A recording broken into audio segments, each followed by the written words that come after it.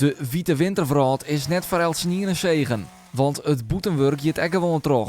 Dochs valt dat nevens de gemeenteman niet dak hem wel ta. Als je aan het slijpen bent of even aan de kettingzaag, dan heb je gauw weer veel te warm. En dan trekken we vaak ook nog winterjassen en alles uit natuurlijk, maar dan is het heel warm. En vooral heel gauw zweten en dat soort dingen. Dus eigenlijk ga je met te warm. Wij hebben gauw te warm. We hebben liever dat het -5 is dan dat het in een plus is met dit werk. Met de gladheid is het wel wat oppassen natuurlijk. Je hebt kans dat je uitglijdt. Je ziet het niet goed. Het kan wezen dat ergens een kuil zit, dat je daarin vallen of zo. Dan heb je misschien kans dat je je voet dubbel krijgt. Zou kunnen, maar verder voor de rest dan is het heel goed te doen. Dat is wel gevaarlijk, joh.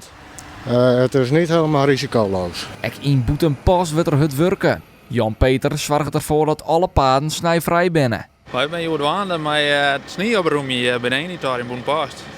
Bij de laatste beeldjes nou krijg ik maar aan de kant en dan kan je bij met de heftruck.